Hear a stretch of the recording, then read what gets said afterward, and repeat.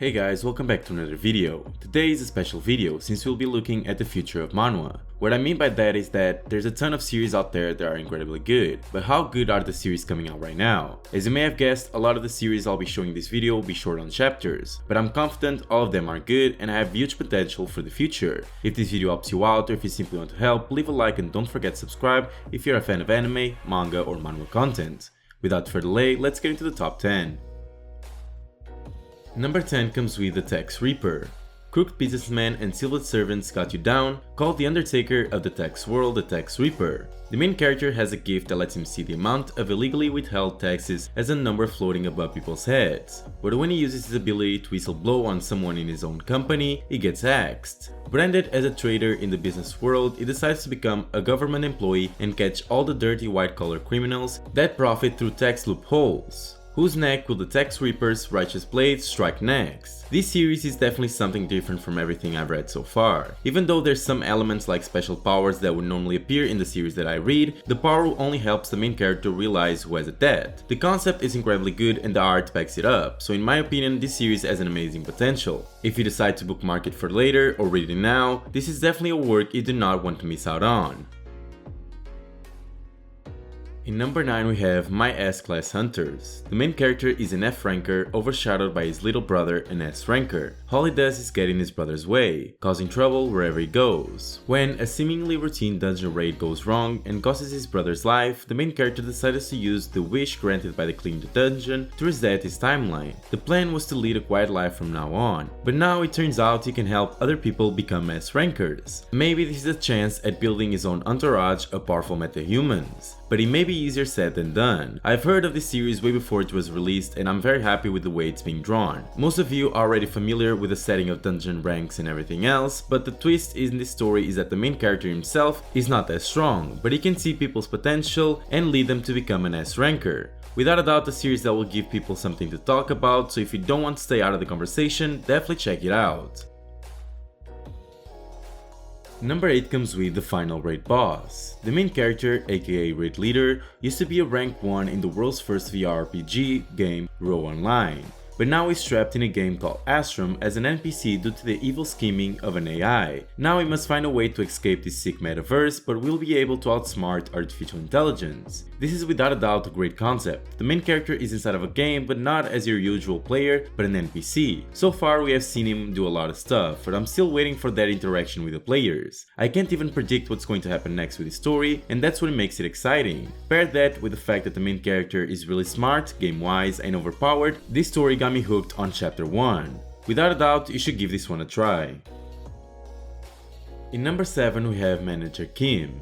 Single father, company manager, and former Black Ops member, Mr. Kim lived an ordinary life until his daughter Minji went missing. After discovering his daughter could be dead, Mr. Kim turns merciless and sets out for information. He will rescue his daughter by any means necessary, even if it means destroying everything and everyone standing in his path. This one reminds me a bit of Teenage Mercenary. The main character is seemingly a normal middle-aged guy, but behind that is a former Black Ops member with immense training. I absolutely love this character. Normally get a teenager as your main character or even a character in his 20s, but in this story you have an older and wiser guy, which makes the story seem so much better. I won't say too much about it or else it would be a spoiler, but I definitely recommend you giving this one a shot, because you'll definitely not regret it.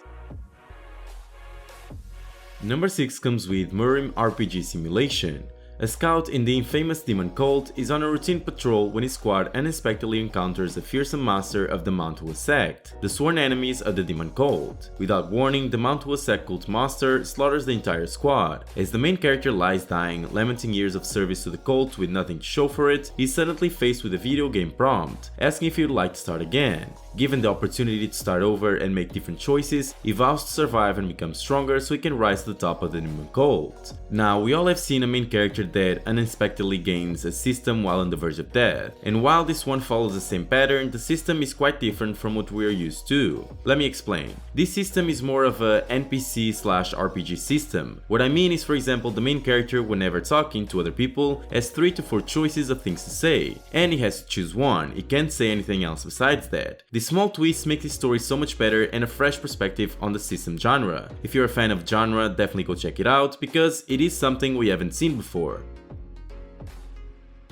In number 5 we have the Lone Necromancer. The main character is a former Special Force soldier who has returned to college after completing his national service. His ordinary life as a student is shattered during a class one day when he and his fellow students are faced with a mysterious prompt asking them to select a role. He chooses the Necromancer, a rare ability that grants him the power to control the undead. With the campus and the outside world seemingly on the brink of collapse, he must use his newfound powers to battle fearsome monsters and help save his fellow students. But will they make it out alive? This is another take on the Necromancer main character, and I can't complain because I do love this subgenre. The main character is extremely smart in battle and outside of it. The art is also quite unique, a bit different from what we're used to, but without a doubt a beautiful one. If you enjoy this type of series, definitely check out the Lone Necromancer.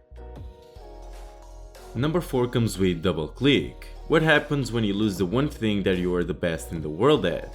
The main character was once a top-ranked player in the online action game One Sword. When the game eventually shuts down due to the lack of players, he loses all interest in competitive gaming. That is, until he finds out that his school has an esports club and discovers a popular team-based game called Sword Rush, which seems to be an exact copy of One Sword. With new teammates now by his side, he takes another shot at rising to the top of the game. To give you a better rundown, the main character used to play a game and he was the number 1 player.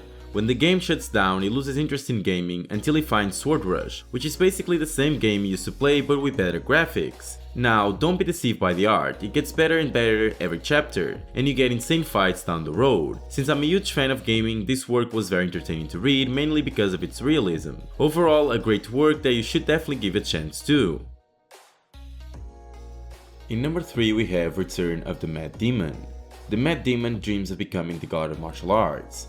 Unfortunately, his dreams are dashed after he falls off a cliff while running from the demonic cult from stealing the Jade of Heaven. Yet, this is not the end for him. He awakens from the fall to find himself back in his 20s. With his knowledge of the future and of martial arts, he now has a chance at revenge and at getting life right this time. Will he be able to fulfill his dream this time around, or is he doomed to face the same fate yet again? This is your typical reincarnation or travel back in time paired with martial arts, but it's actually done right. One of the things that always annoys me in this type of stories is the main character. But in this one, the main character is actually incredibly smart, arrogant, and funny. The combination of these makes for a great main character that helps immensely the progress and enjoyment of this story. Without a doubt, Return of the Mad Demon will become one of my favorite martial arts stories.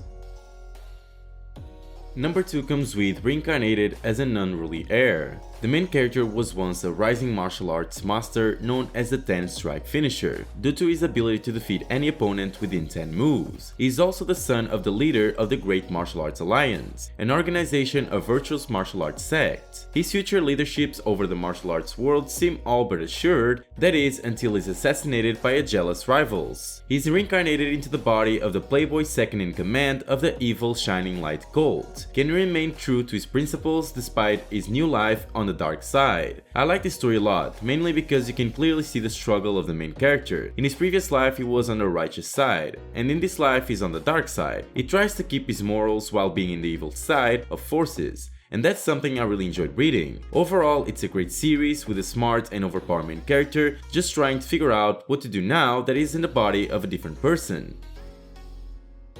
And in number 1 we have Infinite Leveling Murim. Now this one isn't exactly new, but it's still fresh and there's not much talk about it. Killed on the battlefield without glory to his name, the main character receives an opportunity to grow stronger with a strange quest and a level system, but each quest he's forced to fight only seems to be getting harder and harder. Can he level up enough to avoid the same miserable ending and become the powerful hero he wishes to be? I recently read this story from beginning until the newest chapter, and the progress has been amazing. I remember reading this at the beginning and seeing great potential, and I was definitely not wrong. Even though it's your typical martial arts paired with the system, it's super well done and the development of the main character is insane. Definitely a work you must give a chance to. Now guys, this was the Future of Manwha. Did you find any manhwa that you haven't read yet? Did you like it? What do you think about these? If this video helped you out in any way, leave a like and subscribe to the channel. And don't forget to activate the bell so you don't miss any video. Thanks for watching and see you next time.